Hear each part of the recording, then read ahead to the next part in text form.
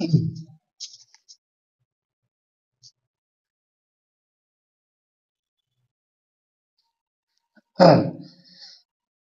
Morning everyone. कैसे आप सभी लोग?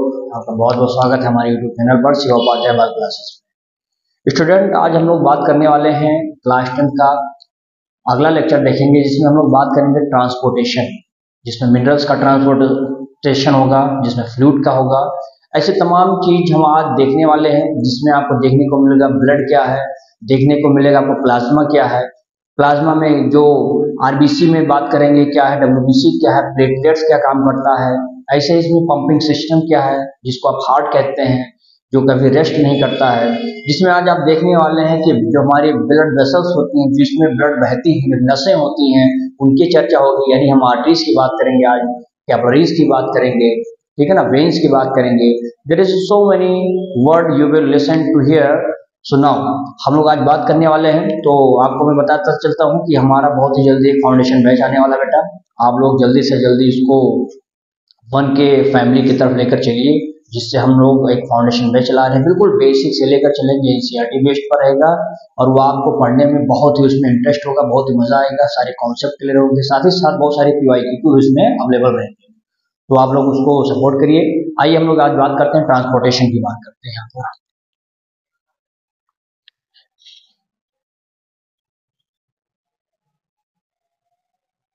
Transportation of mineral and fluid, ठीक है ना, इन ह्यूमन बीइंग, ठीक है ना। हम लोगों के अंदर ट्रांसपोर्टेशन कैसे हो रहा है, क्या हो रहा है, क्या सिस्टम है, एवरीथिंग यू विल क्लियर। देखिए यहाँ पर हम लोग इसमें बात करने वाले हैं, जिसमें सबसे पहले तो आपको ये बताता चलता हूँ कि इसमें होता क्या है कि एक होता है सर्कुलेटरी सिस्टम, ठीक है ना। क्या होता है? सर्कुलेटरी मीडियम की बात करेंगे। सर्कुलेटरी मीडियम किसका होगा बच्चा? उसमें बता देंगे ब्लड का हो सकता है, और एक किसका हो सकता है, एंड लिम्फ, LYMPH, ठीक है ना। तो ब्लड है इसमें, और क्या है, लिम्फ हो जाएगा। दूसरा बात आप इसमें कर सकते हैं कि ब्लड वेसल्स होगा, जो अभी मैंने आपको कुछ देर पहले बताया, ब्लड वेसल्स। ब्लड वेसल्स में आपको पता होना चाहिए कहाँ कहाँ बहती है नसें, तो इसमें क्या हो जाएगी, आर्टरीज हो जाएंगी, वेन्स हो जाएंगी, और क्या हो जाएंगी, कैपिलरीज हो जाएंगी। ये जो तीन चीजें हैं, आर्टरी, वेन एंड कैपिलरीज, ये एक माध्यम है कि जिसमें ब्लड हमारा क्या होता है, बहता है, ठीक है ना। और एक तीसरा इसमें बताएंगे हम लोग, क्या बताएंगे इसका, पंपिंग सिस्टम। पंपिंग सिस्टम, इसको डैश करके क्या लिख देंगे, इसमें हार्ट की बात करेंगे, ठीक है ना। तो यहाँ पर ये हो जाएगा। ये तीन चीजें इसमें आपको समझना है कि ट्रांसपोर्टेशन मिनरल्स और फ्लूइड का हो रहा है, तो क्या व्यवस्था है, कैसे जा रहे हैं। जैसे आप अगर कह रहे हैं कि हम खेत में पानी चलाने जा रहे हैं, तो खेत में पानी चलाने जा रहे हैं, तो क्या सिर्फ आपके सामने अगर पंपिंग सिस्टम है तो काम हो जाएगा? नहीं, उसके लिए व्यवस्थाएं करनी पड़ेगी। यानी उसके लिए आपको पाइप ले जाना पड़ेगा, उसके लिए आपको नहर होना चाहिए, कैनाल सिस्टम होना चाहिए, तभी तो अपने खेत में पानी अवेलेबल करा सकते हैं। तो वही चीज यहाँ पर भी है, पूरे शरीर में खून को लेकर जाना है आपको, तो कुछ उससे पहले व्यवस्थाएं देनी पड़ेंगी, जिस व्यवस्थाओं का नाम ये तीन है। जिसमें सर्कुलेटरी मीडियम होगा, यानी किसको बहाएंगे, खेत में पानी किसका पानी ही तो चला रहे हैं, उसमें और तो कोई चीज फेंकेंगे नहीं। तो हम लोग शरीर में क्या बहा रहे हैं, ब्लड बह रहा है, लिम्फ भी होगा, ठीक है ना। रास्ता क्या है हमारा खेत में पानी पहुंचाने का, पाइप या नहर। तो यहाँ पर क्या है, खून बहाने के लिए आर्टरी है, वेन, कैपिलरीज है। फिर यहाँ पर है कि पंपिंग सिस्टम, पानी कहाँ से जनरेट होगा, खेत में, मशीन से, है ना। तो यहाँ पे जनरेट ब्लड कहाँ से हो रहा है, हार्ट से, यही तो पंपिंग सिस्टम है। तो वहीं से आप बिल्कुल उसको रिलेट करिए, तो ये आपको समझ में आएगा। अब यहाँ पर मैं बात करने वाला हूँ ब्लड के विषय में, थोड़ा बहुत देखेंगे इसमें भाई। ब्लड के बाद मैं करूंगा यहाँ पर, देखेंगे a fluid present in our body which, लिख लेंगे which are found in heart and blood। कहाँ पे, ब्लड वेसल्स, ठीक है ना, which एक चीज यहां गलत हो गया, वाइल जो लिम्फ होता है, while lymph are found in lymphatic, कहाँ पे, नोड्स में पाया जाएगा। एग्जाम्पल ले लेंगे, लिम्फेटिक नोड्स वगैरह कहाँ पे हो जाएगा बेटा, तो एक हो जाएगा आपका टॉन्सिल में हो जाएगा एंड स्प्लीन। तो ये जो टॉन्सिल है, ये जो स्प्लीन होता है जहाँ पे ब्लड का फॉर्मेशन होता है, ये दो ऐसे अवस्थाएं हैं जहाँ पे क्या बन रहा है, हमारा लिम्फ बन रहा है। तो हमने लिख दिया कि ये फ्लूइड होता है, एक लिक्विड होता है जो हमारे शरीर में पाया जाता है, जो क्या करता है, विच आर फाउंड, ये हार्ट में और ब्लड वेसल, तो ये दोनों स्थान में ब्लड है और यही से पूरे शरीर में क्या हो रहा है, सर्कुलेट हो रहा है। जबकि लिम्फ का काम क्या है, लिम्फ कहाँ पे होगा, ये फाउंड होगा लिम्फेटिक नोड में पाया जाएगा, और लिम्फेटिक नोड की स्पेशली बात करेंगे, that is the tonsil and the spleen की बात करेंगे। समझ में आ गया आपको। अब यहाँ पे हम कुछ इसकी बात कर देंगे। पॉइंट नंबर 1 हो गया, पॉइंट नंबर 2 भी बता देता हूं, यहीं पे देख लीजिएगा। It's a connective tissue. क्या होता है, कनेक्टिव टिश्यू होता है। इसमें कॉमा लगाते चलेंगे। एक स्वस्थ मनुष्य अगर है तो उसके शरीर में 5.5 से लेकर 6 लीटर तक ब्लड क्या होता है, पाया जाता है। तो ले लेंगे कॉमा लगा के 5.5 टू 6 लीटर ब्लड क्या होता है, प्रेजेंट इन हेल्दी पर्सन। यानी कोई हेल्दी पर्सन है तो उसके शरीर में 5.5 से 6 लीटर तक ब्लड क्या होगा, अवेलेबल रहेगा। पॉइंट नंबर 3 देखेंगे, इसमें 55 to 60% of blood is called क्या बोलते हैं उसको बच्चा, उसको बोलते हैं प्लाज्मा के नाम से जाना जाता है। ध्यान दीजिएगा, ठीक है ना। एंड कर दो, एंड 40 से लेकर के यानी 45, यानी क्या कहते हैं 40 to 45% of blood cell is called क्या बोलते हैं उसको, कॉप्स सेल बोलते हैं उसको। क्या बोलते हैं उसको हम लोग, कॉप्सेल्स के नाम से जानते हैं, ठीक है ना। यानी हमारे शरीर में 55 से लेकर यानी 55 to 60% क्या प्लाज्मा है, जो कि कलरलेस होता है। बाकी बचे हुए जो प्रतिशत होते हैं उसमें यानी 40 to 45 क्या होते हैं, ब्लड सेल होते हैं, ये ब्लड कॉप्सेल्स कहते हैं, जिसमें आरबीसी, डब्ल्यूबीसी, प्लेटलेट्स, ये तमाम चीजें भी आने वाली हैं। पॉइंट नंबर 4 भी देख लेंगे यहीं पर। Blood always move away from, कहां से, अवे फ्रॉम हार्ट। हमारा जो हार्ट होता है वहां से जब हम खून को देखते हैं कि बहता है कहां पर, किससे जाता है, थ्रो कर देंगे आर्टरीज। यानी आर्टरीज ही एक ऐसा माध्यम है जो ब्लड को कहां से डायरेक्ट लेती है, हार्ट से लेती है। इसीलिए इसका वॉल क्या होता है, मोटा होता है। क्वेश्चन आता है why the arteries wall is thick than the veins, because the arteries pick up the blood directly from the heart and the pressure of heart is a very high, it can be burst, उफड़ सकता है। तो क्या होता है, nature ने कहा कि आपके वॉल को थोड़ा स्ट्रॉन्ग कर देंगे, ठीक कर देंगे, मजबूत कर देंगे। किसकी तुलना में, वेन्स की तुलना में। क्यों, क्योंकि वेन्स तो ब्लड बाद में तुमसे ले लेगा, लेकिन तुम्हें डायरेक्टली हार्ट से लेना है तो आपको थोड़ा मजबूत होना पड़ेगा। तो इसीलिए इसकी वॉल क्या है, काफी स्ट्रॉन्ग होती है। एक लाइन इसमें और बढ़ाएंगे, and back to heart from veins. यानी वेन्स क्या करती है, बाद में बैक कर देती है, हार्ट को क्या करती है, पहुंचा देती है।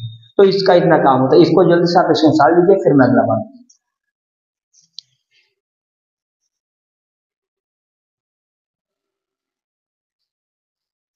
चलिए भाई आगे देखते हैं इसमें। अब हम लोग बात करते हैं इसमें प्लाज्मा।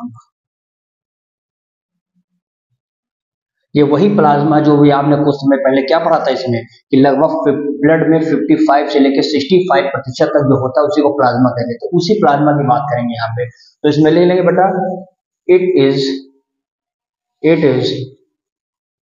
Straw in colour. मतलब इसका क्या हुआ, आपने देखा हुआ स्ट्रॉ मतलब भूसा, तो बिल्कुल जैसे भूसा चारा दिया जाता है जानवर को, तो वही भूसे की तरह क्या होता है, इसका बिल्कुल कलर होता है। वही चीज मैंने लेना, स्ट्रॉ इन कलर, ठीक है ना। ये पॉइंट नंबर यहाँ पर 1 बना ली।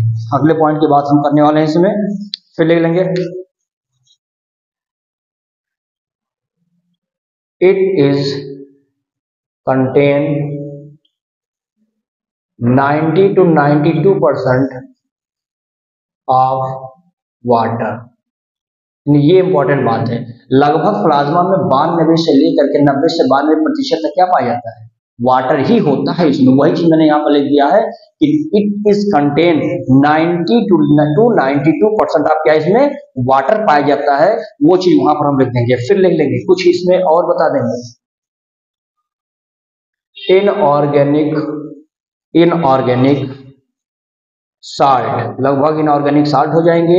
और एक ले लेंगे ऑर्गेनिक, क्या होंगे उसमें, ऑर्गेनिक मिनरल्स कर देंगे, मिनरल्स कर देंगे। इतनी चीजें भी इसमें होती है, यानी कि इसके अंदर बहुत सारी इनऑर्गेनिक भी होगा, साल्ट होगा, कुछ ऑर्गेनिक मिनरल्स भी पाए जाते हैं। ये सारी चीजें किसमें पाई जाती हैं, इसमें पाई जाती हैं। अगली बात हम यहाँ पर देख लेंगे इसमें बेटा, इसमें चाहिए तो आप लिख सकते हैं यहाँ पर 1 से 2% कर दीजिए, ठीक है ना, 1 से 2 कर दीजिए। इसको आप 7 to 8% कर दीजिए। यानी जो ऑर्गेनिक मिनरल्स या कंपाउंड जो होते हैं इसमें, इसके जब हम बात करेंगे तो ये वाले हमारे लगभग 7 to 8% हो जाते हैं और इनऑर्गेनिक वाले हमारे 1 to 2%। अब तीसरी पॉइंट हम बात करेंगे यहाँ पर, इट ट्रांसपोर्ट, क्या करता है, it transport food, carbon dioxide, nitrogenous waste and dissolved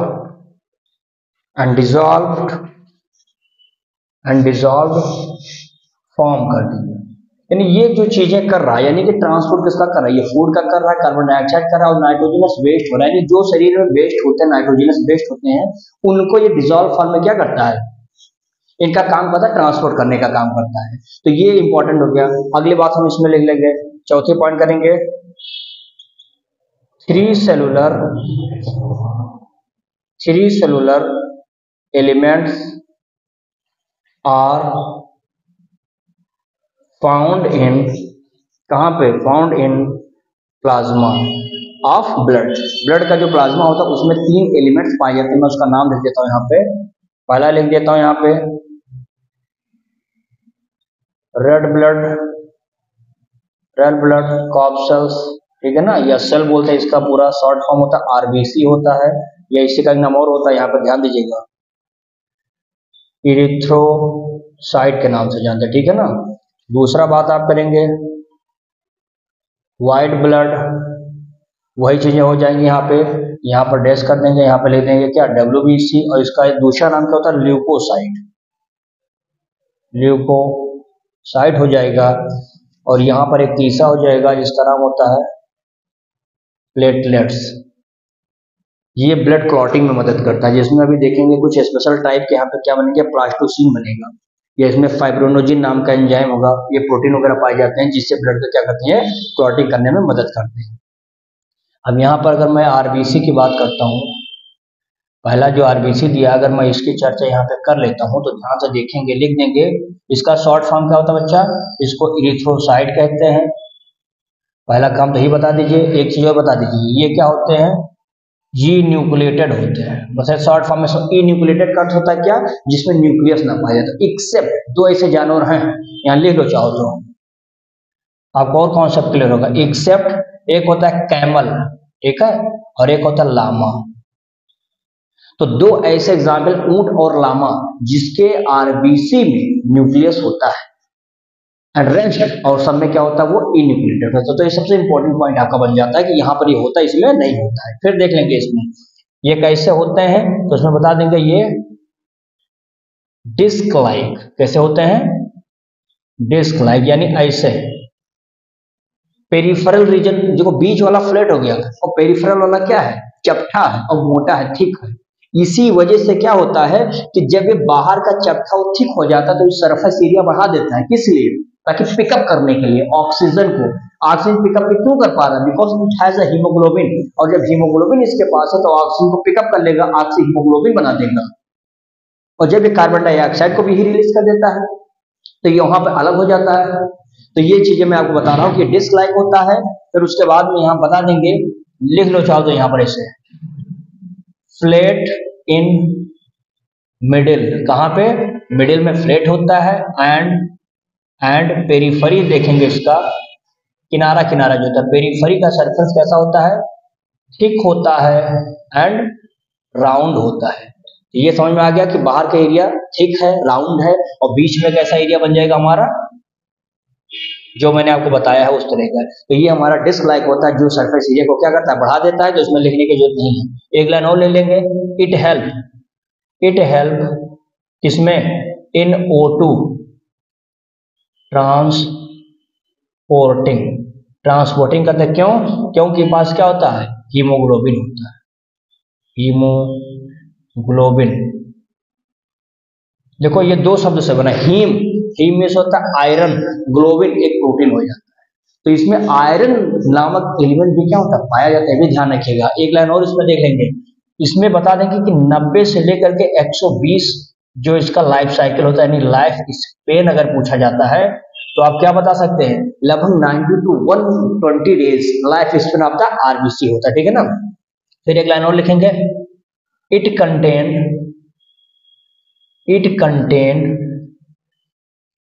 colourless spongy body which have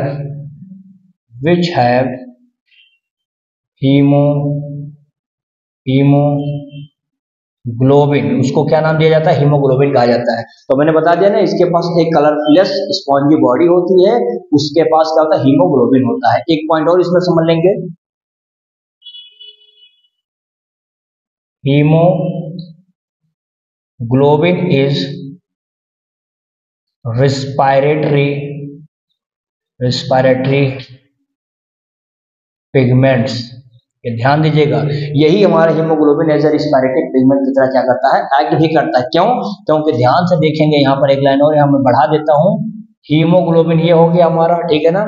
अब इसमें हो, वैसे तो आप जानते हैं हीमोग्लोबिन में हीम मतलब क्या हो गया, आयरन, ग्लोबिन की क्या है, प्रोटीन होता है, तो मैंने अभी आपको बताया। लेकिन जब यही हीमोग्लोबिन क्या करता है, आयरन यानी ऑक्सीजन के साथ जब बाइंड कर लेता है, यानी जैसे देखो ये ऑक्सीजन के साथ बाइंड कर दिया, ये हो गया, क्या बना दिया यहाँ पे, HbO2, जिसका नाम क्या हो जाता है, ऑक्सी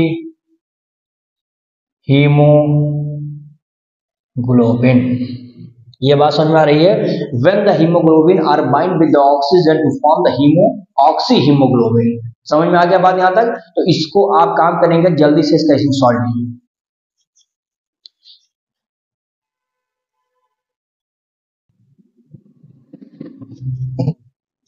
चलिए भाई, तीसरा पॉइंट देखेंगे, आरबीसी हो गया। अब हम लोग बात करने वाले हैं व्हाइट ब्लड सेल, यानी व्हाइट ब्लड कार्पसेल्स है, इसी को WBC कहते हैं। इसका अभी एक नाम मैंने आपको बताया था, क्या नाम था इसका, ल्यूकोसाइट। अभी देखेंगे ल्यूकोसाइट, ये सिर्फ हमारे शरीर में उन्हीं को मारता है जो हमारे शरीर में ऐसे फॉरेन पार्टिकल्स आते हैं जो हमारे शरीर में नुकसान कुछ कर रहे हैं। तो यानी एक प्रकार से हमारे शरीर में क्या कर रहा है, ये सिक्योरिटी गार्ड का काम कर रहा है। जो चीज आ रहा है फायदेमंद है तो ठीक है, अदरवाइज वो किल कर दिए जाते हैं। तो किसके द्वारा, इसके द्वारा हो रहा है। तो इसी के बारे में हम लोग बात करने वाले बेटा, इसमें देखेंगे। इसमें देखो यहाँ पर एक चीज और ध्यान लीजिए, जैसे वो वहां पर भी मैंने बताया था इरिथ्रोसाइट वाला, ठीक है ना। तो इरिथ्रो मतलब भी होता था क्या, रेड, ठीक है ना। तो वो अभी वहां पर ध्यान कर लीजिएगा। और यहाँ पर मैं कुछ पॉइंट यहाँ पर आपको लिख दे रहा हूँ, लिख लेंगे यहाँ पर, लिख लेंगे यहाँ पर। इरिथ्रोसाइट में क्या होता है, it is round irregular in shape like amoeba, यानी ये अमीबॉइडल मूवमेंट भी कर सकता है। आपने देखा होगा, मैंने आपको पढ़ाया है, अमीबा का there is no fix shape and the size, it can move any shape and size. ठीक वही काम इसका ये WBC का है। ये WBC क्या करता है कि छोटे पार्टिकल से, मान लो ये छोटा पार्टिकल है, इसको खाना है, तो WBC छोटा सा साइज बना लिया। अब मान लीजिए जो फॉरेन पार्टिकल थोड़ा सा बड़ा आ गया है, अब इसको खाना है तो थोड़ा सा और बड़ा करना पड़ेगा। यानी हम कह सकते हैं ये अपने शेप एंड साइज को क्या कर रहा है, वेरी कर रहा है according to the foreign particles. कैसे वो इंगल्फ करेगा, कैसे उसको खाएगा, इसके आधार पर अपने शेप और साइज को क्या कर रहा है, चेंज कर रहा है। तो इसीलिए मैंने लिख दिया क्या, कि इसका कोई भी फिक्स शेप साइज नहीं होता, किसकी तरह, अमीबा की तरह होता। तो वो चीज आपने देख लिया। अब यहाँ पर हम बात करेंगे ये दूसरे पॉइंट पर, it destroying the it destroying the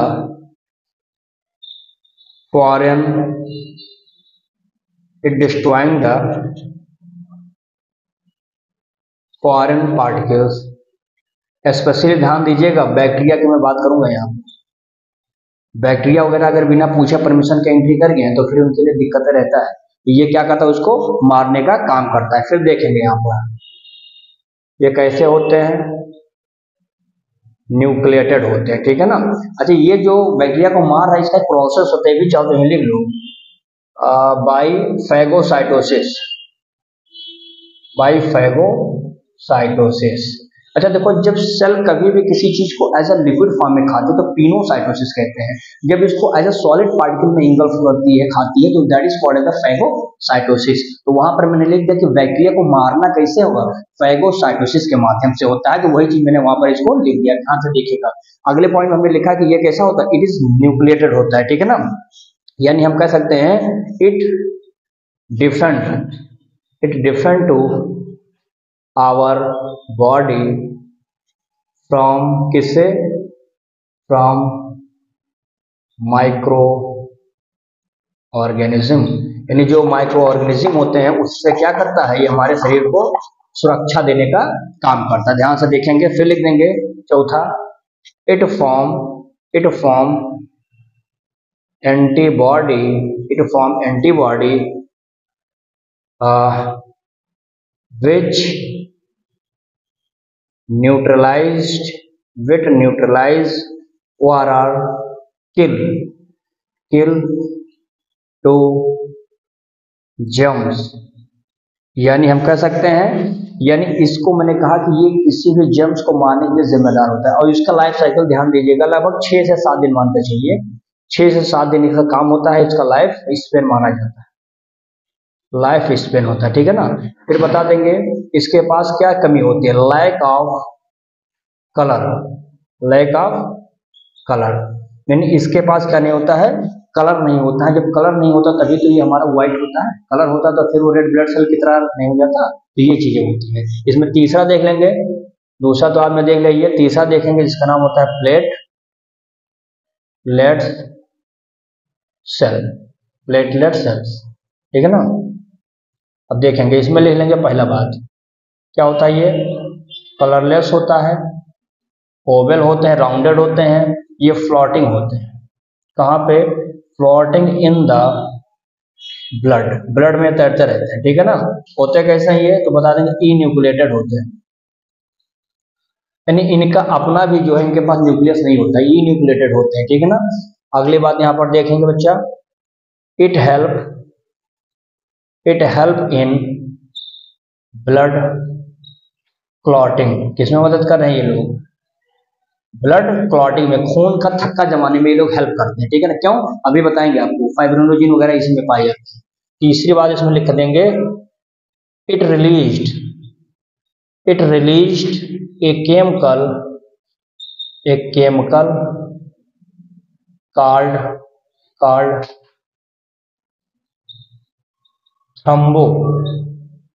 thromboplastin. इसी थ्रोम्बोप्लास्टिन केमिकल की वजह से खून जम जाता है। 2 सेकंड के लिए जैसे कटे, बाहर निकलने लगा ब्लड, निकलने के बाद ऑक्सीजन एनवायरनमेंट में होता है, उसी के साथ क्या करते हैं, रिएक्शन कर लेते हैं। और जैसे ऑक्सीजन के साथ इसका रिएक्शन हो गया तो उनसे क्या बन जाएगा, एक जाल बन जाएगा, थ्रोम्बोप्लास्टिन केमिकल शरीर में से निकल रहा है, ये हम क्या करता है, मदद करता है। चौथे पॉइंट देख लेंगे, इसमें बता देंगे, इसमें हम क्या बता देंगे कि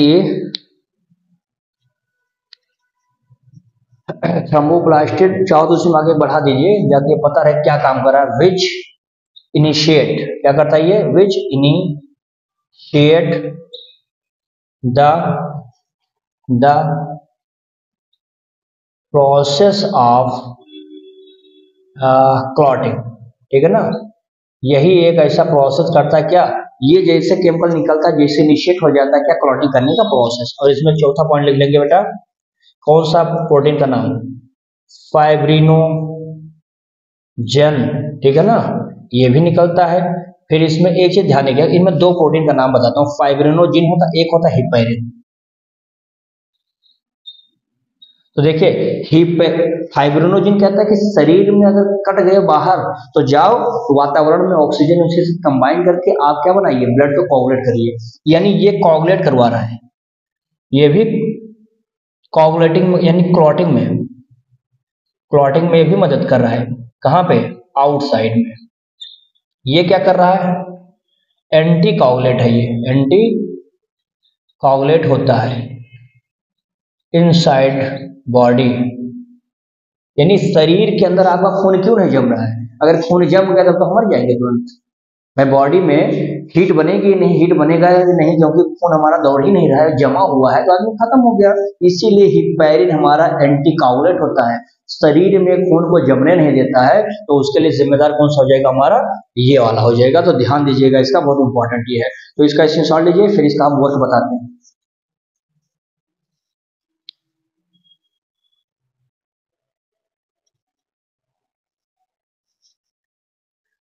चलिए अब अगला देखेंगे, फंक्शन ऑफ ब्लड की बात करेंगे, ठीक है ना। तो इसके कई सारे फंक्शन है, पहला ले लेंगे first point, transport of nutrient. यानी ये स्पेशली चाहिए तो डाइजेस्टिव दे देंगे,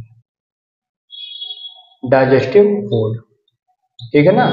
ये क्या करता है, डाइजेस्टिव फूड का न्यूट्रिएंट का क्या करता है, ये ट्रांसपोर्ट करता है। दूसरी पॉइंट इसमें आप बता सकते हैं, अच्छा ये आपने लिखा जो न्यूट्रिएंट, खाना खाया, खाना अंदर गया, डाइजेस्ट हुआ, पच गया, क्या पचा, भोजन हुई है, नहीं, ब्लड के साथ तो जाकर तो मिलेगा और ब्लड उसको शरीर के डिफरेंट पार्ट को क्या करेगा, पहुंचा देगा, एनर्जी वहां से बनता रहेगा। तो इसका काम ये होता है जो मैंने आपको बताया। दूसरा लिखेंगे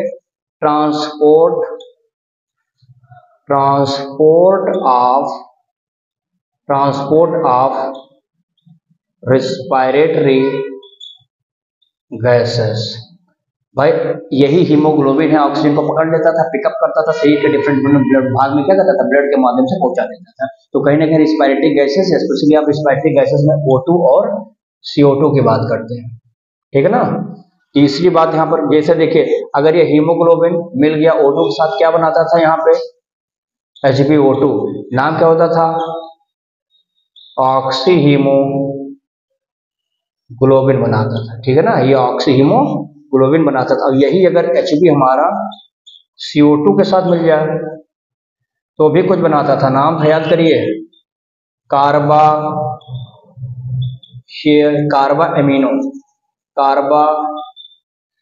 एमिनो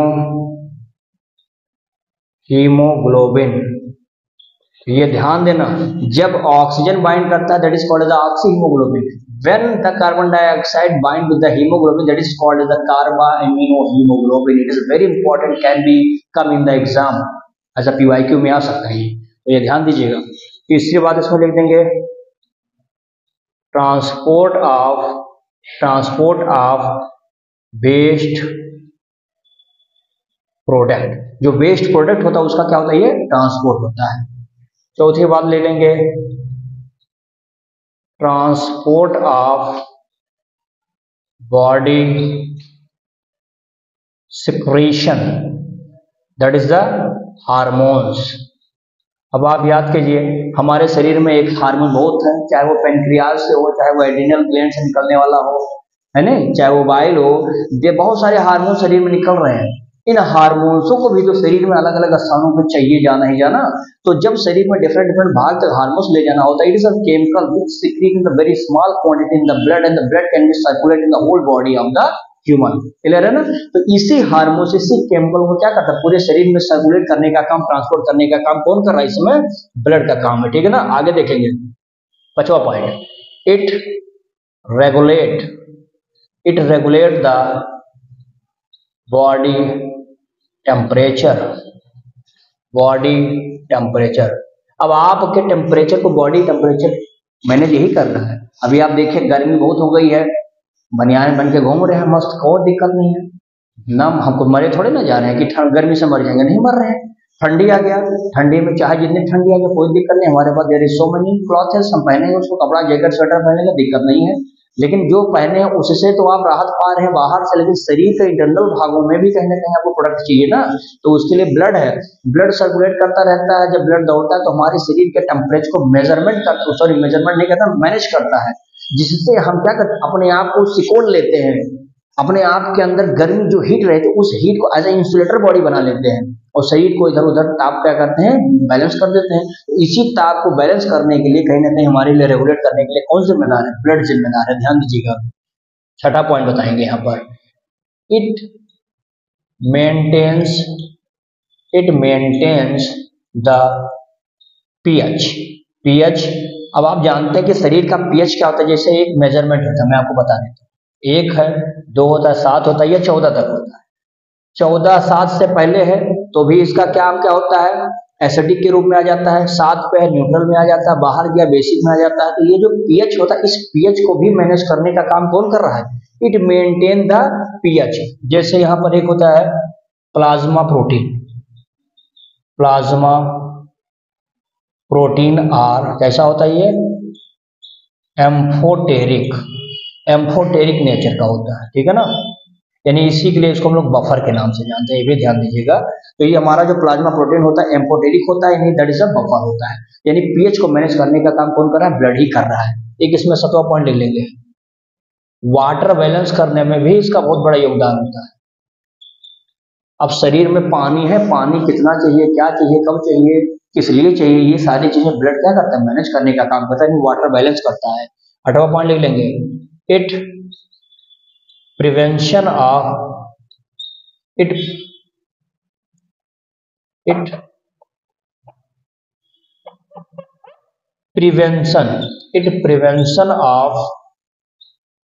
ब्लड लॉसेस। भाई शरीर में खून आपका निकल रहा था, अगर ब्लड में प्लेटलेट्स ना हो, प्लाज्मा में ना हो, यानी ये फाइब्रोनोजिन थ्रोम्बोप्लास्टिन ना बनता, तो हमारे शरीर का एक बार खून बह जाए, बहने दीजिए, क्या दिक्कत है, बहेगा, जब मरना होगा मर जाएंगे। तो वो नहीं हो रहा है क्योंकि हमारा ब्लड है, ब्लड हमारे लिए क्या करे, ब्लड का लॉस जो होता है कम कर देता है। नहीं तो पता लगा हीमोफीलिया लेकर घूम रहे हैं, एक नॉर्मल व्यक्ति भी हीमोफिलिक हो गया, एक हीमोफिलिक तो पहले से हीमोफिलिक है, कि ब्लड का जब एक बार कट गया तो ब्लड रोक नहीं पाता है, तो हीमोफिलिक हो जाता है एक प्रकार से देखा जाए। तो वो चीजें नहीं होती हैं क्योंकि ब्लड हमारे शरीर में क्या करता है, इसको मैनेज करता है। और एक लास्ट पॉइंट इसमें देख लेंगे, 9वां point, prevention of blood clotting. नहीं, इसको ऐसे लिखेंगे, इट रेगुलेट कर दीजिए, it regulate blood clotting just because of एक क्लॉटिंग फैक्टर इसमें होते हैं। उस क्लॉटिंग फैक्टर का नाम लिख लीजिए, बस क्लॉटिंग फैक्टर का नाम लिख लेंगे, क्या हो जाएगा, प्रोथ्रम्बिन। क्या होता है, अभी आपको बताया था, प्रोथ्रम्बिन होता है, और एक और होता है, एंड लिख लो चाहो तो, एंड फाइब्रिनोजन।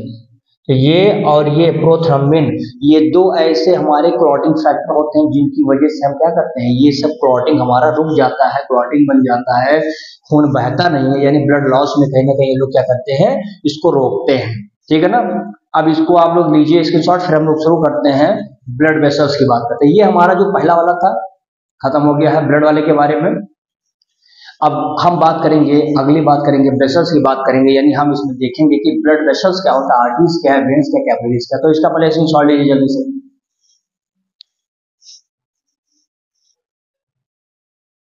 हाँ भाई, चलिए अब आगे इसमें देखते हैं। इतना तो आपने देख लिया पूरा ब्लड के बारे में। अब हम लोग शुरू करेंगे इसमें blood heart, blood vessels, blood,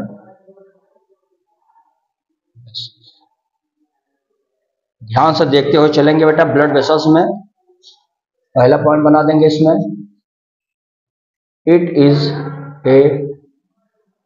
is a system of, या ट्यूब, सिस्टम ऑफ कर देते हैं किसमें, system of channel, O R are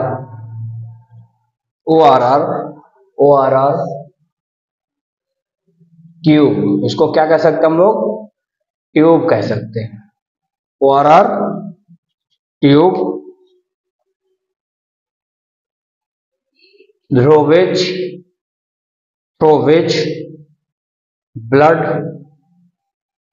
the blood flow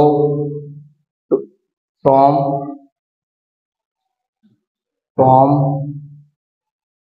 heart to different part of body. मतलब इसमें आपने कहा ब्लड वेसल्स एक ऐसा सिस्टम होता है, एक ऐसा चैनल होता है, एक ऐसा चैनल होता है, तो इस प्रकार से इसको कहा जाता है। अब दूसरा पॉइंट इसमें देख लेंगे बेटा। इसमें आपको मैंने बताया था कि आर्टरीज जो होती है डायरेक्टली कहां से ब्लड कैरी करती है, फ्रॉम द हार्ट। तो वही पॉइंट यहां पर आप लिख सकते हैं, arteries carry blood from directly कहां से, हार्ट। यानी हमारी जो आर्टरीज होती है ये डायरेक्टली ब्लड लेती है कहां से बेटा, हार्ट से ले लेगी। एक्सेप्ट देखिए इसमें, इसीलिए आर्टरीज में आप देखेंगे तो कौन सा ब्लड बहेगा, लिख सकते हैं यहां पर, इन आर्टरीज फ्लो प्योर, या प्योर के स्थान पर आप ऑक्सीजनेटेड कर दीजिए, ज्यादा बेहतर है, oxygenated blood accept pulmonary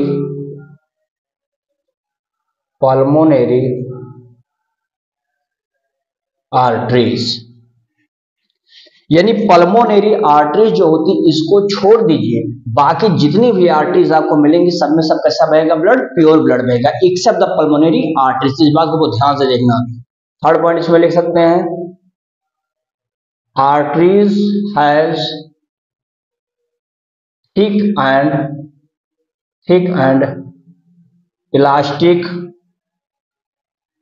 muscular wall when लिख सकते हैं which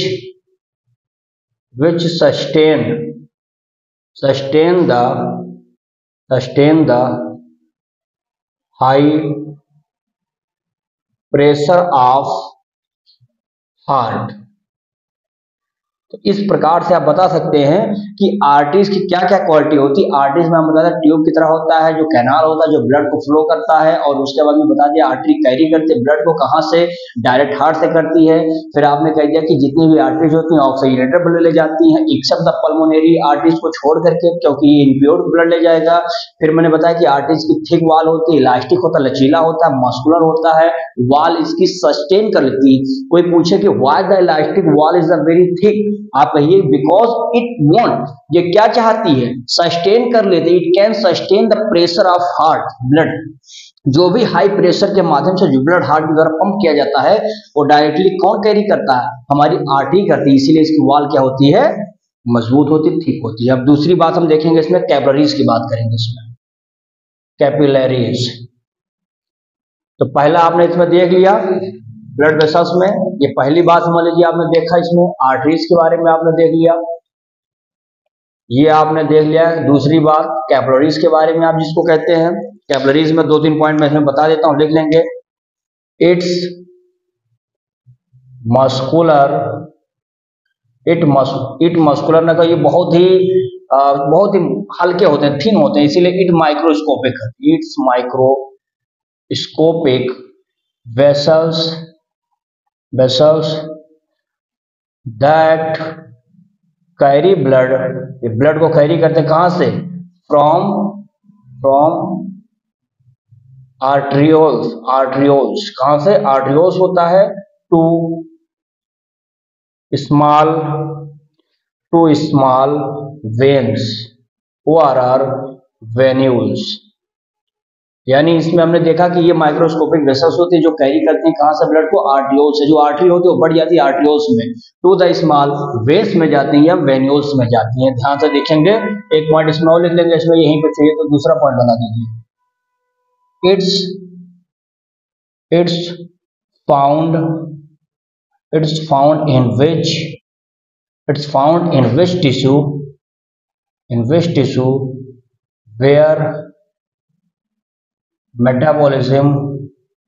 where the metabolism is very fast। यानी जहां पर मेटाबॉलिज्म एक्टिविटी बहुत तेज होता है वहां पर ही आपको पाई जाएंगी पतली पतली जो नसें होती हैं, ठीक है ना। तीसरी बात इसमें लिख लेंगे, इट कैन डायलेट, या इसको आप कह सकते हैं कंट्रोल करने का काम। डायलेट या कॉन्ट्रैक्ट करता है, फैलाना सिकोड़ना। इट डायलेट और contract, that is increase ORR, decrease किस चीज को करेगा यहाँ, decrease the supply of blood to various part of body. एक और इसमें बता देंगे, पॉइंट नंबर 3 भी समझा देंगे यहीं पे कि वाल इज वेरी थिन, वाल इज वेरी कैसी हो जाएगी, थिन हो जाएंगे। टू फैसिलेट, जो सुविधाजनक होते किस लिए, the exchange of food materials and gases. और गैसेस में कौन सा गैसेस, O2 या फिर CO2 की हम बात करने वाले हैं इसमें, ठीक है ना। एंड इसमें बता देंगे क्या चीज, एंड वेस्ट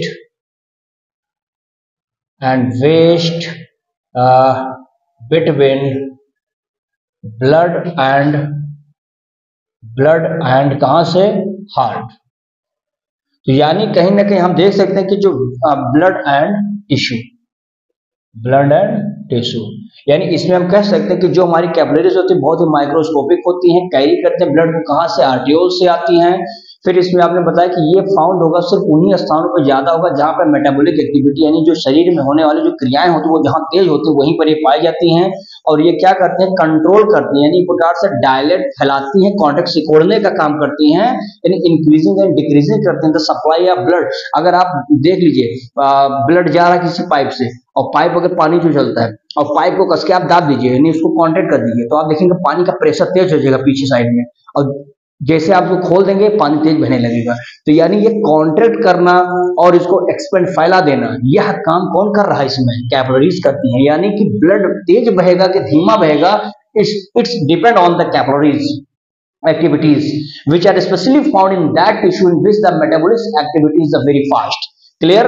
फिर इसमें देखेंगे इसके बारे में, इसमें जो इसका पॉइंट तीसरा वाला होगा इसको भी इसी समय देख लीजिए, वेन्स वाला, ताकि ये हमारा वेसल्स वाला खत्म हो जाए। वेन्स में देख लेंगे बच्चा लोग, इट्स कैरी ब्लड कहां से आपको करेगा, फ्रॉम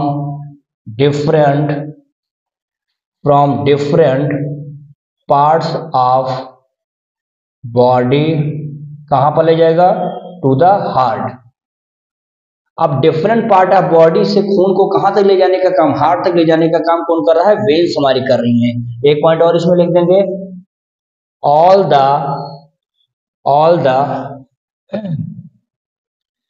द वेन्स कैरी, कैसा करेगा ये, तो बता देंगे all the veins are carry the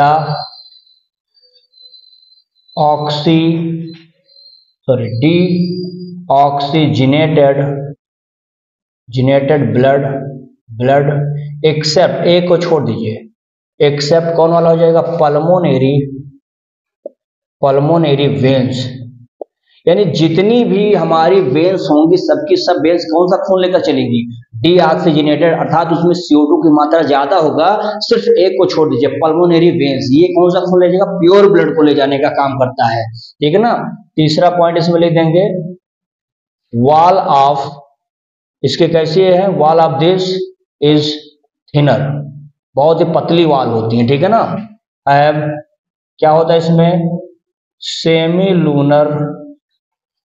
lunar valves इसमें पाए जाते हैं भी जाने, विच प्रिवेंट, जो रोकता है, which prevent backward flow of blood, ठीक है ना, ये ध्यान देना। और एक इसमें लास्ट पॉइंट लिख लेंगे, देखिए यानी ये वाला जो पॉइंट हमने लिखा है यहाँ पर, ये बहुत इंपॉर्टेंट है। सेमी लूनर वाल्व भी पूछा जाता है कि सेमी लूनर वाल्व कहाँ पाया जाता है, तो specially it is found the veins which can prevent the backward flow of the, किसका, ब्लड का रोकता है। चाहिए तो लाइन और लिख लीजिए, दिस वाल्व फॉर्म्ड, ये बनते कहां से हैं, तो फॉर्म फ्रॉम फोल्ड्स ऑफ, किसकी फोल्ड से बनेगा, folds of inner inner wall of veins, यानी जैसे वेंस ये है, मान लो वेंस है ये, और इसी वेंस की जो इनर वाली वाल होती है, यानी ये वेंस ऐसे बन जाए इस तरह से, तो इस तरह का जो इनर लाइनिंग जो होती है इसकी, जब वाल क्या होती है, फोल्डेड हो जाती है, तब ये क्या बना देता है, तब ये बनाता क्या है, सेमी लूनर वाल बना देता है। तो इसी की वजह से खून वापस नहीं आता। पता लगा कि आपके शरीर में खून बहता जा रहा है, आराम से फ्लो हो रहा है ऑक्सीजनेटेड ब्लड, लेकिन अब कोई उसमें वाल्व लगा ही नहीं, सेमी लूनर वाल, वही खून वापस चला गया, यानी जो ऑक्सीजनेटेड खून था उसमें फिर से डीऑक्सीजनेटेड चला गया, तब तो बड़ा दिक्कत हो जाएगा। तो इसीलिए उसको रोकने के लिए सेमी लूनर वाल्व हमारा वेंस में जो पाया जाता है, जो कि उसकी इनर वॉल की फोल्डिंग होती है, उसके द्वारा क्या होता है, कंट्रोल किया जाता है। तो इतनी बात जो आपने लिखा है ये हम देखेंगे, इसके बाद में इसको नोट करिए, फिर आगे बता दें। चलिए भाई, अब इसमें आगे हम लोग देखेंगे heart in the human being के बारे में, जिसमें हम लोग समझेंगे इसमें हार्ट के बारे में। जैसे अभी इसमें हमने देख लिया ब्लड क्या था, ब्लड आपने देखा, वेसल्स के विषय में आपने कैपिलरीज, वेन्स और उसमें आर्टरीज के विषय में देख लिया। अब हम बात करेंगे ह्यूमन के हार्ट के बारे में, क्या क्या इसमें क्वालिटीज क्या उसके विषय में देखेंगे। तो स्पेशली आप इसमें बता देंगे, it's found between the lungs, ठीक है ना, ये लंग्स के बिल्कुल कहां पे होता है, बिटवीन यानी बीच में पाए जाते हैं। दूसरी चीज में चीज बता देंगे कहां पे, सरफेस ऑफ थोरेसिक कैविटी, यानी जो हमें कह सकते हैं कि जो सेंटर, यानी लगाएंगे यहाँ पे, सेंटर कर देंगे यहाँ पे, सेंटर ऑफ सरफेस, जो भी सरफेस होगा, सेंटर वाला भाग होगा थोरेसिक कैविटी का, वहां पर क्या होगा, ये पाया जाएगा। एंड ये काम क्या करता है, दूसरा बता देंगे कि ये हॉलो होते हैं, यानी हल्के होते हैं, मस्कुलर होते हैं, मस्कुलर और कोनिकल कामा लगा के, ह्यूमन फिस्ट शेप्ड, यानी मनुष्य का जो हथेली है, यानी हथेली शेप का होता है, यानी आप इसको कह सकते हैं जैसे ये हथेली है तो इसी को फिस्ट कहा जाता है। तो इसी में आप देखेंगे किस प्रकार के स्ट्रक्चर क्या होते हैं इसके हार्ट के पाए जाते हैं। आगे इसमें देख लेंगे, जो इसकी वाल होती है डबल मेम्ब्रेन होती है, डबल मेम्ब्रेन होती हैं, उसको क्या कहते हैं, पेरी कार्डियम वाल कहते हैं। जैसे हार्ट अगर मान लेते हैं कि यहाँ पर ये हम जैसे 4 चैम्बर यहाँ बना दें, ठीक है ना, तो ये हमारा क्या होता है, यहाँ पर आप देखेंगे ये हमारा होता है राइट एट्रियम, ये होता है हमारा राइट वेंट्रिकल होता है, ये वाला लेफ्ट एट्रियम होता है, ये वाला लेफ्ट वेंट्रिकल होता है।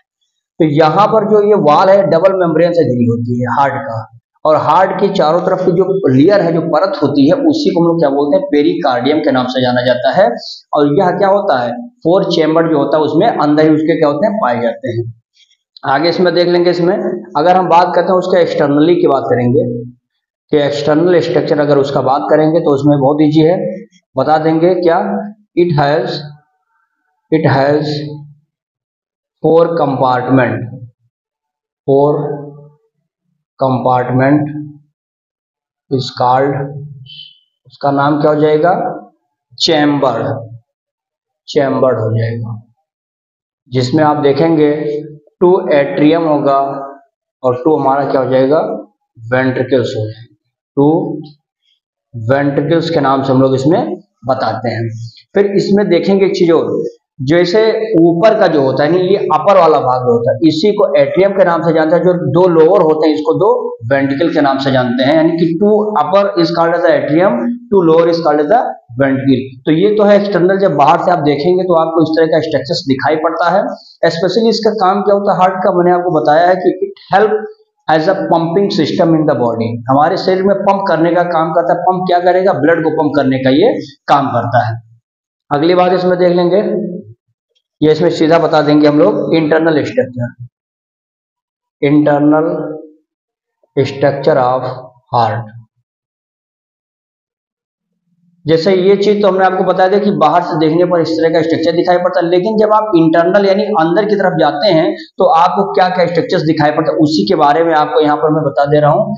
जैसे बता सकते हैं क्या, टू एट्रियम तो अभी मैंने बताया, टू वेंट्रिकल्स ये तो रहेगा ही रहेगा, टू वेंट्रिकल्स ये हो जाएगा, कामा कुछ इसमें ब्लड वेसल्स भी आपको देखने को मिलेंगे अभी, जो खून को सप्लाई करते हैं पूरे हार्ट में, पूरे बॉडी शरीर में करते हैं, ये हो जाएगा। उसके बाद में कुछ इसमें ऑपरेटर्स हो जाएंगे, ऑपरेटर्स एंड वाल्व, यानी ये वाल्व का होना भी होता आवश्यक है, बिना वाल्व के खून अभी बैकवर्ड चला जाएगा। मान लीजिए ये शुद्ध खून यहाँ पर प्योर है, ऑक्सीजनेटेड है, अगर ये बीच में B1 वाल्व ना लगा हो तो पता लगेगा कि ये जो खून शुद्ध है इसमें यहाँ अशुद्ध वाला जो इम्प्योर खून होता है वो भी पहुंच जाएगा। तो इसीलिए क्या करता है, ये उसको चेकआउट करता है, रोकने का काम करता है, जिससे जो हमारा ब्लड होता है वो प्रॉपर रूप से दूसरे में क्या ना हो पाए, मिल ना जाए। इसलिए हम लोग क्या करते हैं, इसमें ऑपरेटर्स या फिर वाल्व का प्रयोग करते हैं। अगली बात यहां बता देंगे, ऑरिकल्स वाल्व, ऑरिकल्स वाल्व कैसी होती हैं, इज वेरी थिन, यहां पर वेरी थिन कर देंगे। क्यों कर देंगे फिर बता देंगे, ये सेपरेटेड होती हैं, सेपरेटेड फ्रॉम किससे हो जाएंगी, वेंट्रिकल से, वेंट्रिकल फ्रॉम सेप्टा, ये जो होता है बीच में जो लाइन पड़ी इसको सेप्टा कहते हैं, क्योंकि ये दोनों आर्टरियम्स को और दोनों वेंट्रिकल्स को क्या कर रहा है, अलग अलग करने का काम कर रहा है। फिर देख लेंगे तीसरी बात इसमें बता देंगे, जो वेंट्रिकल्स होती हैं, वेंट्रिकल्स डिस्चार्जिंग क्या करती है, डिस्चार्जिंग चैम्बर कर लीजिए इसको, या डिस्चार्जिंग चैम्बर होता है, डिस्चार्जिंग चैम्बर हो जाएगा, कामा लगा देंगे इसमें, और कुछ क्वालिटी बता देंगे जो कि थिक वॉल्ड हो जाएंगी, यहां पर सेपरेटेड होती हैं, सेपरेटेड बाई किसके द्वारा, उसका नाम बता दीजिए, separated by each other, separated each other by उसका नाम दे देंगे यहां पर हम लोग इंटर ऑरिकुलर सेप्टम, और वहां पे आप देखेंगे तो उसका नाम क्या पड़ जाएगा, इंटर वेंट्रिकुलर सेप्टम। ये दोनों वाल्व होते हैं, ये दोनों वाल्व का काम करते हैं। ये वाला कहां पर काम करता है, दो आर्ट्रियम के बगल में, और ये वाला जो काम करेगा दो वेंट्रिकल्स में देखेंगे। तो जब दो वेंट्रिकल्स के बीच में हम वाल्व की बात करेंगे तो यहां पर आप देखेंगे तो ये इंटरवेंट्रिकुलर का नाम हो जाएगा, यहां पर आर्टियम है तो इंटर आर्टिकुलर या ऑरिकुलर वाल्व का काम करेगा, जिससे इन दोनों का ट्रांसफ्यूजन क्या हो पाए, कंट्रोल हो सके या रुक पाए, जितना चाहिए उतना ही उसमें ट्रांसफर हो पाएगा। तो ये दोनों के बीच में हमने क्या बता दिया, इसके वाल्व की बात कर ली है। इतना आप स्क्रीनशॉट ले लीजिए, उसके बाद में आगे या तो यहाँ पर चाहिए तो लिख लीजिए, चौथा पॉइंट लिख लीजिए, जो एलवी होता है, यानी एलवी का अर्थ हो गया, वहां से देखेंगे एलवी यानी लेफ्ट वेंट्रिकल का नाम होता है एलवी, ठीक है। तो एलवी इज क्या होते हैं, ये थिक होते हैं, इस थिकर किसकी तुलना में, देन आरवी, यानी ये ज्यादा कह सकते हैं थिक है इसकी तुलना में, ये क्या थिन है, पतले होते हैं, लेकिन ये क्या होता है, मोटा होता है। वही चीज आपने यहाँ पर लिखा है कि LV is thick than RV, ये क्यों होता है लिख लेंगे, because LV has to pump blood, कहां पे, ब्लड इनटू कहां पे हो जाएगा, ये वेसल्स में, ये वेसल्स में काम क्या करता है, ब्लड को पंप करने का काम करता है, और फिर वहां से बॉडी में पूरे इंटायर बॉडी में चली जाती है खून। तो कहीं ना कहीं पूरे शरीर में खून को पंप करना होता है, इसको पूरे शरीर में यहीं से खून पंप हो जाता है। इस वजह से इसका जो वाल होता है काफी मोटा होता है, क्योंकि जब प्रेशर लगता है तो ये वाल कहीं फट ना जाए, खून को जब पूरे शरीर में ले जाना होता है, इसलिए इसकी वाल क्या होती है, मोटी हो जाती है, ठीक है ना। फिर यहां पर देखेंगे आरबी में बता देंगे, आरबी अभी मैंने आपको बताया है, राइट वेंट्रिकल की बात मैं कर रहा हूं, तो आरबी में लिख लेंगे, आरबी पंप ब्लड कहां पे करेगा, to pulmonary, to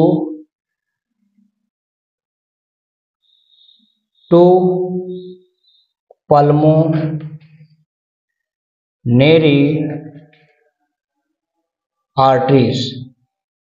arteries which carry which carry to lungs, और बाद में कहाँ पर ले जाता है, वो लंग्स के पास लेकर चला जाता है। तो इसलिए हमारा जो एलवी होता है यानी कि लेफ्ट वेंट्रिकल होता है, ये काफी थिक होता है किसकी तुलना में, आरवी। आरवी क्या काम करता है, ये भी पंप करता है ब्लड का, लेकिन कहाँ पर, टू पल्मोनरी आर्टरीज के पास। ये पल्मोनरी आर्टरीज के पास पंप करता है, नहीं आरवी ये वाला जो है, ये पल्मोनरी आर्टरीज यहाँ पर लगी होती है, ये पल्मोनरी आर्टरीज होती है, और ये खून को लेकर के कहाँ चली जाती है, ये लंग्स के पास ले जाएगी यहाँ पर।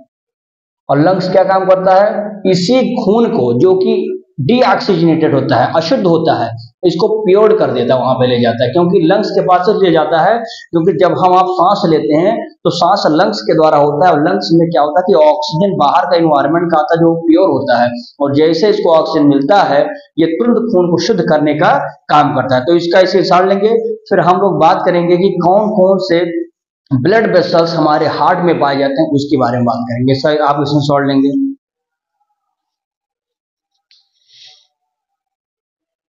चलिए भाई, अब इसमें आगे देख लेते हैं, उतना हम लोगों ने अभी देख लिया।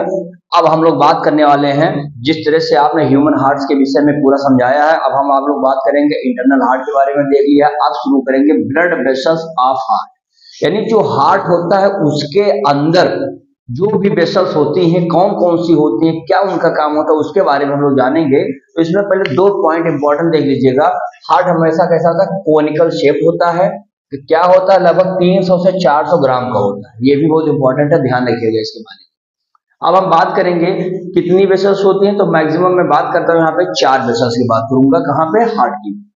पहला हमारा क्या हो जाएगा, जिसका नाम है सुपीरियर वेना केवा। ध्यान दीजिएगा, सुपीरियर वेना केवा ये एंटीरियर साइड पर होता है, इसीलिए इसको एंटीरियर कहा जाता है। काम क्या होता है बेटा, it brings deoxygenated blood from the upper part of the body, यानी हमारे शरीर के ऊपरी भाग का जो भी ब्लड होगा कैसा होगा, डीऑक्सीजनेटेड होगा, यानी इसमें कार्बन डाइऑक्साइड की मात्रा ज्यादा होगी, ऑक्सीजन कम होगा, डीऑक्सीजनेटेड ब्लड होगा।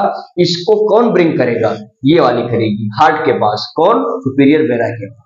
क्लियर, ऊपर के भाग हो रहा है, ऊपर से ब्लड ला रही है, so it is called the anterior. Clear, now inferior vena cava होता है। इंफीरियर मतलब हो गया ना कि बहुत इंफीरियर, सुपीरियर नहीं, इंफीरियर नीचे साइड से है, यानी हम कह सकते हैं ये पोस्टीरियर भाग की बात कर रहा है। क्या काम करता है, it is also bring the deoxygenated blood from the lower part of the body. आपके लोअर बॉडी पार्ट का जो भी ब्लड होगा, जो डीऑक्सीजनेटेड होगा, वो कैरी करने का जिम्मेदारी जिसके पास है हार्ट के विषय में, हार्ट के लिए, वो कौन है, inferior vena cava. Now third कौन सी है, पल्मोनरी आर्टरी। आप जानते हैं कि पल्मोनरी आर्टरी जो होती है, इसका काम क्या होता है, it carry the deoxygenated blood from the RV to lungs for the oxygenated. अब आप सोचेंगे आरबी कौन सा शब्द आ गया नया वाला, नया कुछ नहीं है, याद करिए, मैंने आपको बताया था राइट वेंट्रिकल्स। क्लियर है, राइट आर्ट्रियम, राइट वेंट्रिकल्स। तो राइट वेंट्रिकल, जैसे अभी इसको वैसे जान लीजिए, right ventricle to the lungs, right ventricle से खून को, ब्लड को लंग्स तक ले जाने की जिम्मेदारी किसके पास है, पल्मोनरी आर्टरी के पास है। ये क्यों लेकर जा रहा है, कि भैया आरबी साहब आपके पास जो ब्लड है वो ब्लड डीऑक्सीजनेटेड है, मैं आपको ले चलता हूं एक ऐसे मसीहा के पास जिसके पास ऑक्सीजन का पूरा गोदाम है। तो उसने कहा कौन है, कहा वो मेरे पास एक लंग्स नाम का ऑर्गन है, वहां मैं ले चलता हूं।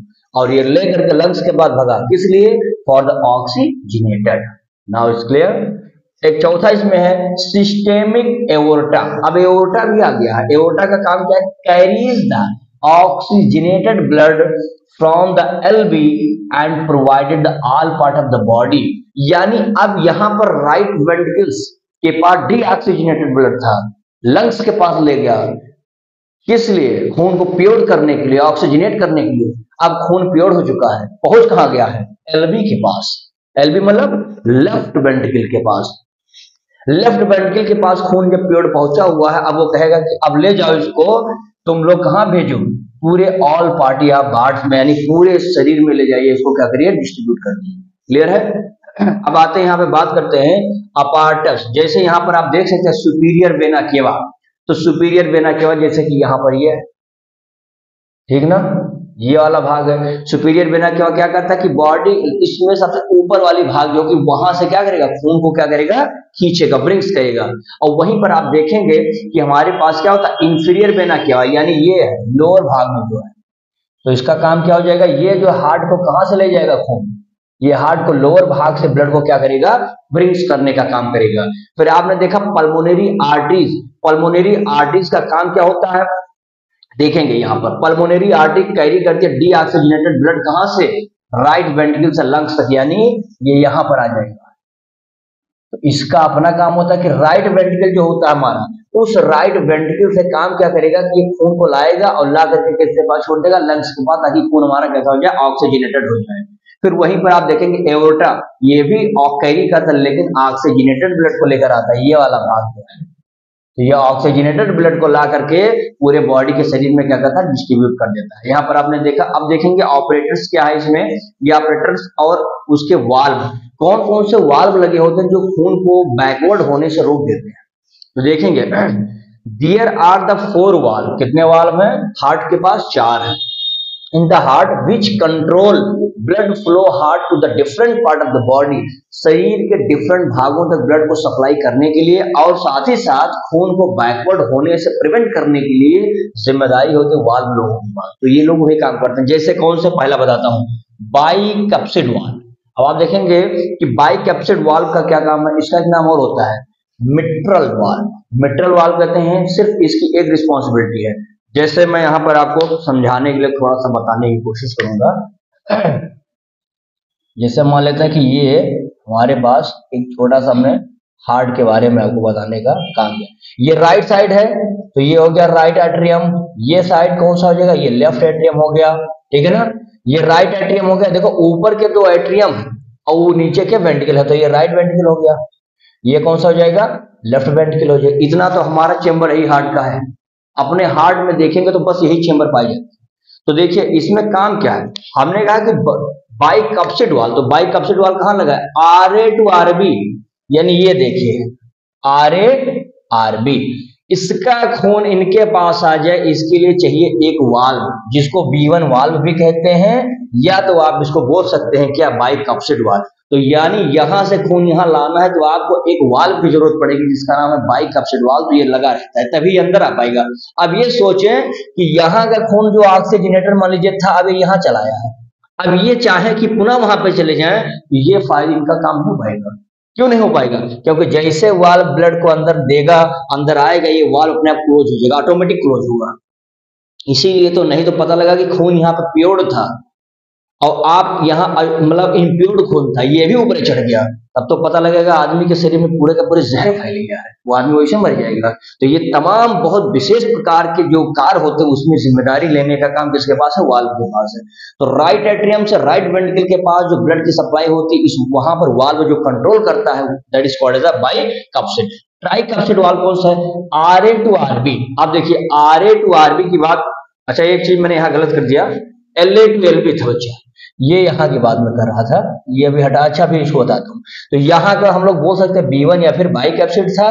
जब हम बात करते हैं किसकी, ट्राइकैप्सिड की बात करते हैं, तो ये RA to RB, यानी ये वाला जो मैं बताया हूँ, ये ट्राइकैप्सिड की बात है, यानी B2 वाल्व हो जाएगा वहां पर, ठीक है। यहाँ पर अब देखेंगे एक चीज और होता है, ये चाहे बाइकैप्सिड हो चाहे ट्राइकैप्सिड हो, both above valve help to the blood passes from the auricle to ventricles, यानी कि कहीं ना कहीं ये दोनों जो वाल्व हमने आपको बताया है, बाइकैप्सिड और ट्राइकैप्सिड, इनका काम सिर्फ इतना होता है कि ऑरिकल का ब्लड वेंट्रिकल के पास आने के लिए क्या करते हैं, ये लोग ध्यान देते हैं।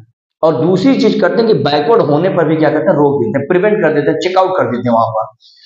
फिर इसमें आता है पल्मोनरी वाल्व क्या है। देखिए पल्मोनरी वाल्व क्या है, present at the base of pulmonary artery, ये पल्मोनरी आर्टरी के बेस पर क्या होते हैं, ये पाए जाते हैं। और उसी पल्मोनरी आर्टरीज पर यहाँ पर होगा, जैसे ये है तो इस पल्मोनरी आर्टरीज पर ही आपको क्या होगा, इसी के बिल्कुल बेस पर आपको मिलेगा कौन, पल्मोनरी वाल्व। यानी अब देखेंगे यहाँ पर कहा गया present at the base of pulmonary artery allow to the blood pass from the RV. क्या करता है ये, allow the blood from RV, RV से पास करेगा कहां पर, पल्मोनरी आर्टरी के पास। अब यहां पर पल्मोनरी आर्टरी के पास अगर ब्लड गया होगा तो पल्मोनरी आर्टरी को खून कौन दिया होगा? आरबी दिया होगा। यानी ये खून अगर ये पा रहा है तो कहीं ना कहीं इसको खून कौन दिया है? आरबी दिया है। राइट वेंट्रिकल ने खून दिया होगा पल्मोनरी आर्टरी को, और पल्मोनरी आर्टरी के पास जब खून आ जाता है तो इसकी जिम्मेदारी होती है बस इतना। लेकिन अब इसको ऊपर भी ना जाए, इसके लिए भी वो रोकता है, रोक देगा उसको। वही चीज लिखा है, and allow to blood from the RB to pulmonary artery and check to the blood। और ब्लड को रोक देता किस लिए? रिटर्न इनटू द वेंट्रिकल, की पुनः खून दोबारा पल्मोनरी आर्टरी का खून कहीं फिर इसमें न चला जाए वेंट्रिकल में, इसके लिए भी वो रोकने का काम करता है। कौन? Pulmonary valve. अब एक लास्ट इसमें देखेंगे, लिखा एओर्टिक सेमी लूनर वाल्व, एक लास्ट है इसमें, present at the base of origin of aorta. जहां से एओर्टा निकलता है, जैसे ये एओर्टा निकल रहा है तो यही कहीं बेस पर क्या होता है? एओर्टा के बेस पर ही क्या होगा?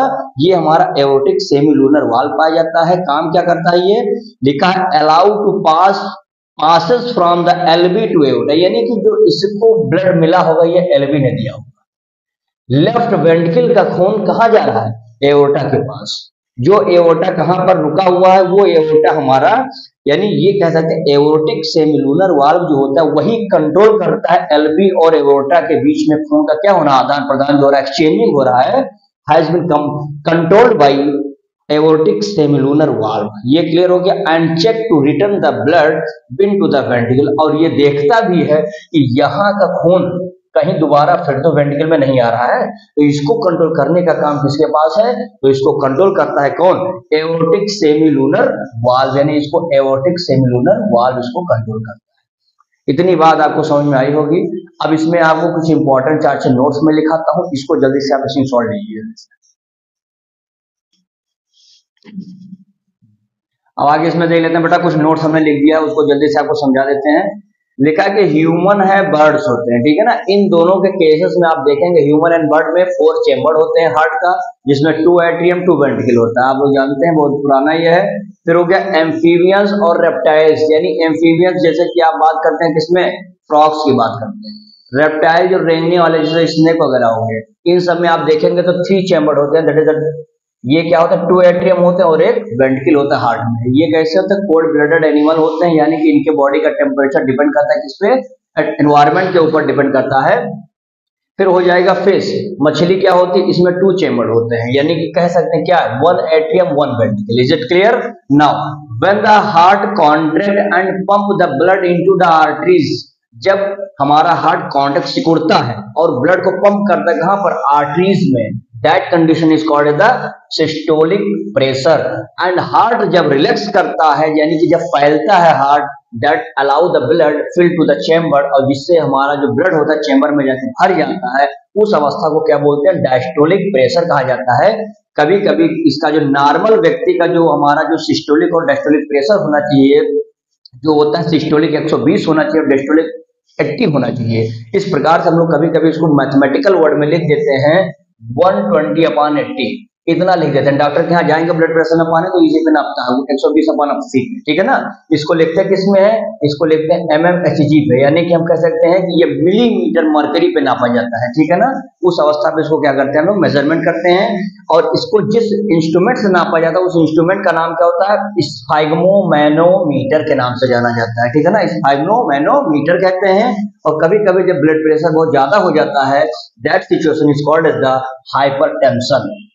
फिर देखेंगे इसमें जब हार्ट हमारा जब क्या होता है कि इसमें जब काम होता है, जब हार्ट हमारा जब धड़क रहा होता है तो उस हार्ट बीट जब बढ़ती है, ये हार्ट बीट जब चलता है, उस अवस्था में हमको 2 आवाज सुनाई पड़ता है। एक होता है लब की, एक आवाज होती है डब की। इसी से जोड़ करके लब उसका नाम दे दिया गया है। तो लब साउंड जब निकलता है तो उसको क्या होता है? Due to closure and transcript and tricuspid and bicuspid. जब ट्राइकप्सिड और बाइकप्सिड जो वाल्व भी मैंने आपको बताया था, जब दोनों क्लोज हो जाते हैं तब वहां पर एक आवाज निकलती है जिसको बोलते हैं लब। क्लियर है? जब ये आवाज निकलती है तो ये कैसी होती है? बहुत ही लो पिच की होती है और बहुत ही कह सकते हैं कि ज्यादा दूर नहीं जाती है आवाज, ज्यादा तेज सुनाई नहीं पड़ती है, बहुत स्लो पिच की होती है, ठीक है ना। तो ये होता है। डब साउंड कब सुनाई पड़ता है? Due to closure of semi lunar valve, अभी जो मैंने आपको पढ़ाया था कुछ समय पहले एओर्टा वाले में। तो यहाँ पर सेमी लूनर वाल्व क्या होता है, जब बहुत क्लोज हो जाते हैं उस सिचुएशन में हमारा हार्ट जो करता है एक साउंड क्रिएट करता है, उस साउंड में कैसा साउंड होता है, डब की आवाज आती है। क्या होता है, इसकी पिच बहुत ज्यादा होती है, हाई पिचेस होती हैं, आवाज थोड़ा लोडेड होता है, शॉर्ट ड्यूरेशन, दूर तक तो नहीं सुनाई पड़ेगा लेकिन थोड़ा आवाज इसकी ज्यादा होगी, पिच इसकी ज्यादा होगी। फिर देखेंगे लिखा है two atrium receive the blood from the two main veins. Atrium हमारी दो मेन वेन्स से ब्लड को क्या करते हैं, रिसीव करती हैं। एंड टू वेंट्रिकल ट्रांसपोर्ट, और दो वेंट्रिकल ट्रांसपोर्ट करते हैं ब्लड को कहां पर, पूरे बॉडी में, entire body and the lungs में। फिर देखेंगे एलए यानी लेफ्ट एट्रियम लेफ्ट वेंट्रिकल में जाता है वाल्व नंबर 1 से, लेफ्ट राइट एट्रिकल राइट वेंट्रिकल में जाता है वाल्व नंबर B2 से। लिखा एलए यानी left atrium take the oxygen blood from lungs, lungs से ही तो हम लोग ऑक्सीजन लेते हैं, किसको, ब्लड लेता है लेफ्ट एट्रियम। फिर लिखा है मेन आर्टरीज, जिसको अभी मैंने पढ़ाया था एओर्टा नाम था, तो मेन आर्टरीज यानी एओर्टा क्या करती है, बॉडी कहां ब्लड भेजेगी, कैपिलरी के पास, कैपिलरी फिर सेल में जाएगी, जब सेल में कैपिलरी घुसेगी, छोटी छोटी पतली पतली नसें होती हैं, जब घुसेंगी तो उसके अंदर जो ऑक्सीजन होता है वो ऑक्सीजन लॉस हो जाता है। और जब ऑक्सीजन लॉस हो रहा है, क्योंकि सेल के अंदर क्या नहीं है, ऑक्सीजन नहीं है, ज्यादा क्या है, CO2 ज्यादा है वहां पर, तो ऑक्सीजन ले जाके कैपिलरी सेल्स के अंदर क्या करेगी, इंटर करेगी और वहां से CO2 कैच कर लेगी, यानी O2 दे करके बदले में CO2 लेती है। तो जैसे ही सेल के अंदर गया O2 लॉस हो गया, CO2 क्या हो गया, ज्यादा हो गया। वही मैंने लिखा है बिकम, फिर वो बन क्या जाता है ब्लड हमारा, डीऑक्सीजनेटेड ब्लड। समझ में आया कैसे ऑक्सीजनेटेड होता है, कैसे डीऑक्सीजनेटेड होता है, क्योंकि हमारी आर्टरीज, आपको बताया मैंने कि arteries is the main wall, main vessels which catch the blood directly from the heart, so it is the wall is very very thick. Artery ने कैच कर लिया ब्लड को, मेन एओर्टा में भेज दिया, कहा भैया मेन आर्टरी में एओर्टा हूं, एओर्टा ने कहा मैं ब्लड लेके जा रहा हूं, गया कहां, सेल में गया, सेल में जहां हम सांस उस ले रहे थे, भोजन हमारा मेटाबॉलिक एक्टिविटीज चल रही थी, तो यहाँ पर हमारे ऑक्सीजन लगा था, ऑक्सीजन धीरे धीरे खत्म हो रहा था, ऑक्सीजन खत्म हो चुका, CO2 की मात्रा वहां ज्यादा हो गई है, तो सेल के अंदर जैसे ये एंट्री करता है तो CO2 क्या करता है, ले लेता है, O2 अपना वहां पर दे देता है, और फिर वो ब्लड हमारा कैसा हो जाता है, डीऑक्सीजनेटेड ब्लड हो जाता है। द लास्ट पॉइंट देखेंगे, one complete contraction and relaxation, एक बार कॉन्ट्रैक्ट करना हार्ट का, एक बार रिलैक्स करना, एक बार कॉन्ट्रैक्ट करना, एक बार रिलैक्स करना, ये जो होता है हार्ट में, इसको बोलते हैं हार्ट बीट कहा जाता है। तो हार्ट बीट कुछ और नहीं होता, हार्ट बीट हार्ट का ही एक बार धड़कना जिसको कहते हैं, एक बार कॉन्ट्रैक्ट करना, एक बार रिलैक्स करना। ये होता क्या है, तो लगभग 70 से लेकर 72 टाइम होता है, एक मिनट में लगभग कितना, 70 से 72 मरतबा क्या होता है इसका, ये होता है। तो इसका हम लोग जो ये भी नोट्स लिखा है, ये मेरे हिसाब से बहुत इंपॉर्टेंट नोट्स है, इसको आप भी नोट करेंगे। तो इस प्रकार से बेटा आज हम लोगों ने एक पूरा एक शॉर्ट जो हार्ट के विषय में था, मैंने ब्लड के बारे में बताया, वेसल्स क्या था वो भी आपने देख लिया है।